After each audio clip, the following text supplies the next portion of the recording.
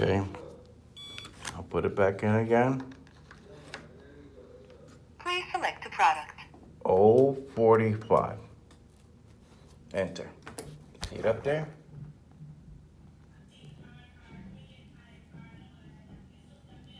I already selected the product.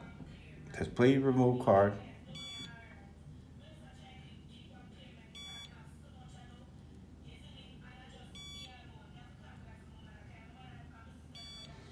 Keeps telling me to select product when I already did. I press enter. I don't take the card. I don't take any card. Something's wrong with it.